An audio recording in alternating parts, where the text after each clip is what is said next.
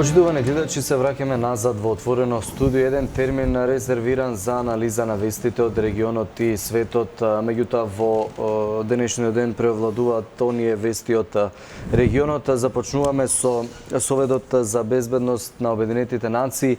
Поврзана е оваа приказна со пресметката меѓу српски и косовски представници. Зборуваме не за физичка, туку за вербална пресметка. Падна и навреди. Физичка пресметка. Во секој случај редовна седница за Советот за безбедност. Таа доаѓа на 6 месеци.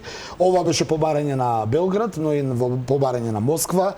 Доминираат темите на неодамнешната акција на косовската полиција која изведе неколку операции или полициски акции врз српскиот дел на Косово, во северниот дел, пред се во Митровица, но и во Зубин поток, каде што според обвинувањата на Белград е применето насилство, насилни методи и апсење на српски припадници на косовската полиција. Од друга страна, Приштина се вадеше дека по претходно оперативни сознанија на шверц на српската роба која е забранета на Косово, се фатени и уапсени. Дојде до големи расправи на релација шеф на српската дипломатија Ивица Дачич со представникот на Косово Читаку, каде што косовската страна го обвинува Белград дека со векови го колонизирало и го тероризирало Косово. Наспроти тоа, Ивица Дачич во својот познат стил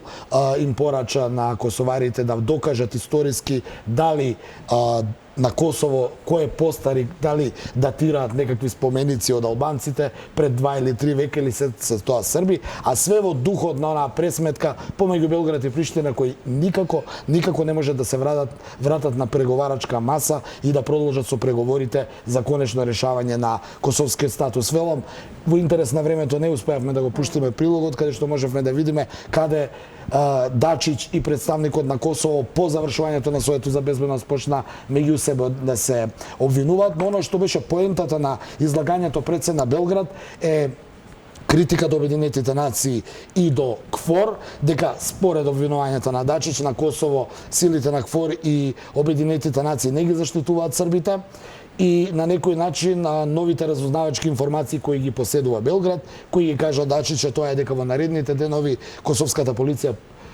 повторно се подготвува да направи поголема полициска акција за сузбивање на таа нелегална трговија за што обвинува Приштина, а Белград пак обвинува дека тоа е се со цел да ги исплаши србите конечно да го напуштат Косово за да биде етничко чисти. И она што мене ми влезе овака ми привлече внимание на некој начин меѓу редови заканата на Дачич дека доколку КФОР и УНИК не ги заштитат србите на Косово, ќе мора да интервенира Белград, што ќе биде многу опасно. Тој самиот рече дека Косово наредниот период поради неодговорноста на Приштина, но и на меѓународната заедница може да стане ново буре барут, што може да предизвика регионални судири на Балканот, и оттаму апелираше до големите сили да конечно ја дисциплинираат на некој начин Приштина, не ги прави тие акции. И оно што е исто така ново интересно е дека утре во Приштина, односно уште денеска е пристигнат поранешниот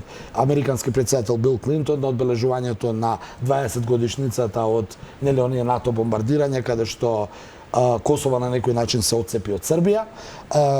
Клинтон се смета за голем пријател на албанците на Косово и ми се чини дека Приштина преку него ќе се обиде повторно да излобира некаква политика која таа сака, но сите овие состојби што се случува и во Советот за безбедност поминаа и во обвинување од страна на Москва. Москва ја обвини Приштина дека не се извини за претепувањето на оној руски представник на УМНИК кој беше наводно вмешан во тој шверц. Оно што е интересно исто така дека сите овие судири само укажуваат дека најавениот состанок во Париз на 1 јули, каде што во посредство на Меркел и Макрон, Вучич и Тачи треба да се сретнат и да се обидат да седнат на преговарачка маса, да го вратат диалогот, очигледно пропаѓа, и најверојатно според последните информации Меркел и Макрон се свесни дека ништо од договорот, потаму најверојатно ќе биде одложен овој состанок.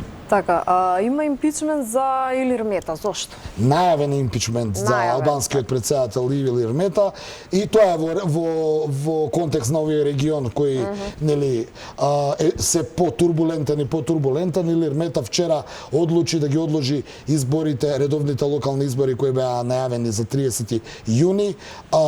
По барање на опозицијата. Именно опозицијата го обвинуваше владата на Еди Рама дека е корумпирана и дека планира изборите на 30 јуни да ги излажира и така да добие поголема локална самоуправа.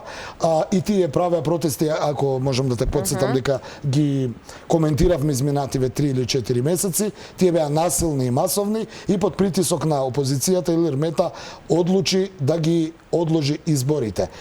Владата на Еди Рама лута поради оваа одлука, најави импичмент за четврток за отповикување на албанскиот председател, бидејќи го обвини дека работи во интерес на опозицијата, но не и на албанскиот народ.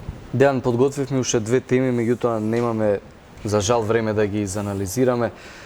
Ке чекаме да се развива состојба, да ќе анализираме и утре и заутре имаме секој ден отворено студио. Тука сме секој ден, да, ќе се дружиме и се гледаме. Така е.